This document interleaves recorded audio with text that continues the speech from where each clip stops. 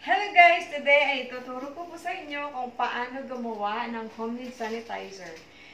So since ngayon ay merong pandemic, so pwedeng-pwede po tayo gumawa ng sarili nating sanitizer.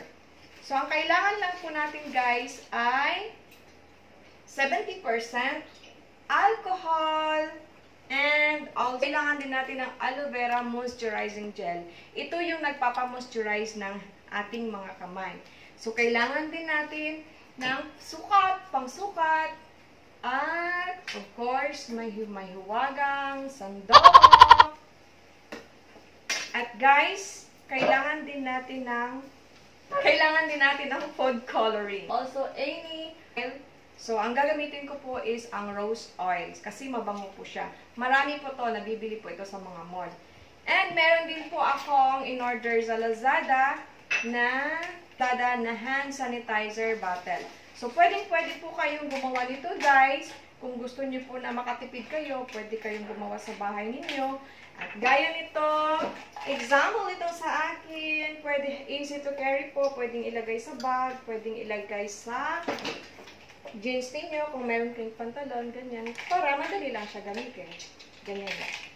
So, pwede nyo ibenta guys kung gusto ninyo.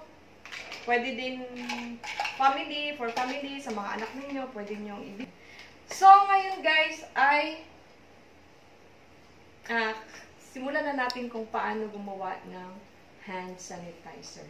So, unang-una ay ang ating ingredients ay, nasabi ko na. So, unang-una ay ilalagay natin yung ating 70% alcohol.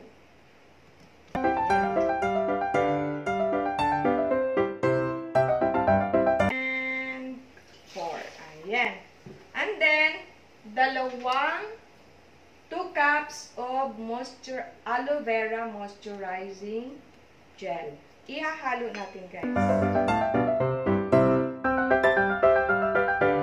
So, hanggang matunaw na yung moisturizing gel.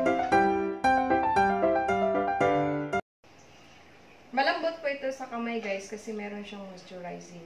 Yun po ang nagpapalambot. Kaya kahit po na ilang beses tayo mag-spray sa kamay natin ito, ay hindi po magda-dry ang ating mga kamay. So, yan.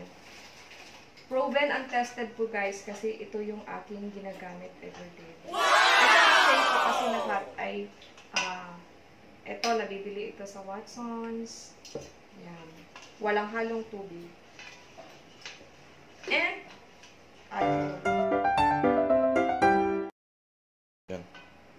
and then, ilalagay na natin yung ating food coloring.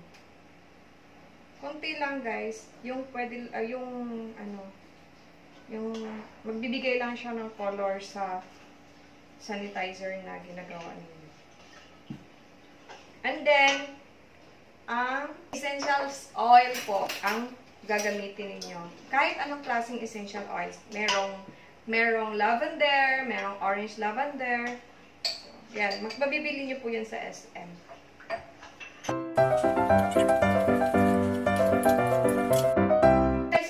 Gamitan ito. So, ang tip nito kasi masyadong maamoy, mangangamoy yung ating lalagyan. Is ang gagawin ninyo para matanggal yung amoy, yung bango ng essential oil. Mag-boil po kayo ng water. Tapos, bubuhusan nyo ng hot water yung ginamit yung utensils. Kasi didikit po yung amoy ng essential oil.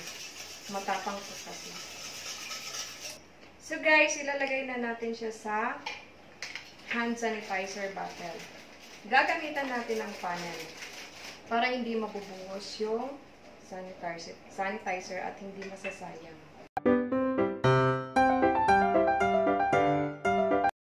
Guys, so diba? Bongga na siya. Nakagawa na ako ng hand sanitizer. So ganun lang kasimple guys gumawa ng hand sanitizer. So, pwede shoutout sa aking mga viewers pala, sa aking mga subscribers. Thank you so much for watching my videos. And also, shoutout din sa aking 2 anak. At lalong-lalo na sa aking puging anak na si Sakta. Siya yung nag-support sa akin today. Shout aking video.